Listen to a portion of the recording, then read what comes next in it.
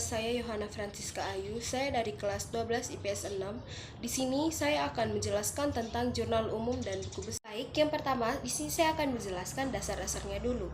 Saya akan menjelaskan tentang pengertian jurnal umum. Nah, jurnal umum adalah sebuah jurnal yang digunakan untuk mencatat sebagai aktivitas transaksi keuangan dari sebuah bisnis atau usaha dalam periode tertentu untuk memudahkan pengelolaan keuangan internal dan eksternal. Fungsi utama dari jurnal umum ini adalah mencatat semua transaksi keuangan perusahaan tanpa adanya proses pemisahan. Artinya, semua transaksi perusahaan mulai dari pembelian hingga pendapatan dicatat dan dikelompokkan berdasarkan akunnya dalam jurnal umum. Adapun dasar dari adanya jurnal umum ini, yaitu harta bertambah isi di debit, harta berkurang isi di kredit, kewajiban bertambah isi di kredit, dan kewajiban berkurang isi di debit. Baik, berikut ada beberapa transaksi pada sebuah perusahaan jasa jahit Maulika selama bulan Maret 2021.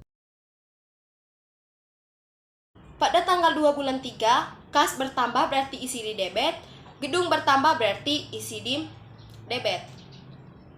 Sedangkan modal bertambah berarti isi di kredit. Kita bisa lihat tanggal 4 bulan 3 mengalami penurunan berarti kas isi di kredit.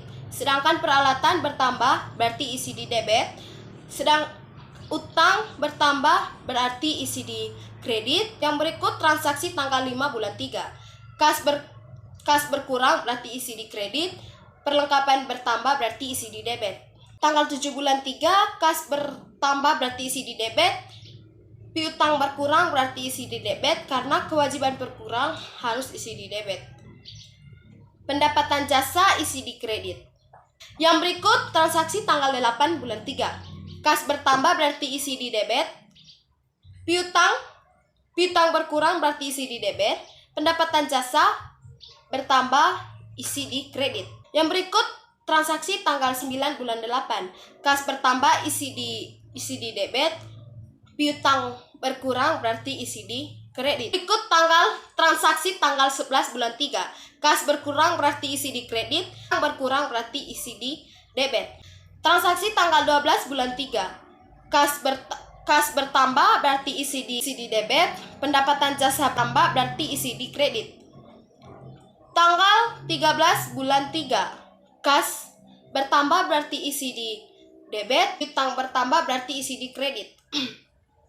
Yang berikut transaksi tanggal 15 bulan 3. Kas bertambah isi di debit, pendapatan jasa isi di kredit. Yang berikut tanggal 17 bulan 3. Kas berkurang isi di kredit, utang berkurang isi di debit. Yang berikut tanggal 19 bulan 3.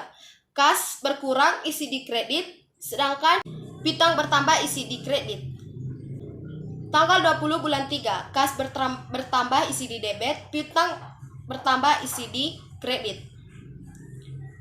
Tanggal 22 bulan 3, kas bertambah isi di kredit, biaya gaji 450 di debit. Dari semua penjumlahan transaksi di atas adalah 200 juta. Di sini saya juga menjelaskan tentang buku besar. Jadi buku besar adalah buku yang berisi kumpulan akun-akun perkiraan yang terkait dengan pencatatan transaksi keuangan. Buku ini juga pembantu yang berisikan semua daftar perubahan laporan keuangan dari suatu entitas atau perusahaan. Buku besar ini merupakan dasar pembuatan laporan neraca dan laporan laba dan rugi.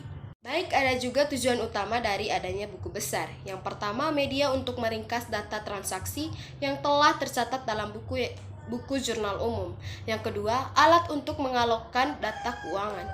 Yang ketiga, alat untuk mengetahui jurnal atau keadaan rekening dan akun secara. Berikut ada beberapa buku besar yang sudah dikerjakan. Yang pertama, buku besar gedung, tanggal 2 bulan 3, store modal sebesar 100.000 isi di debit, saldo isi di debit. Yang kedua, buku besar modal, tanggal 2 bulan 3, store modal 145 juta, saldo isi di kredit. Yang ketiga, pendapatan jasa isi di kredit, tanggal 15 bulan 3, pendapatan jasa isi di kredit, saldo isi di kredit.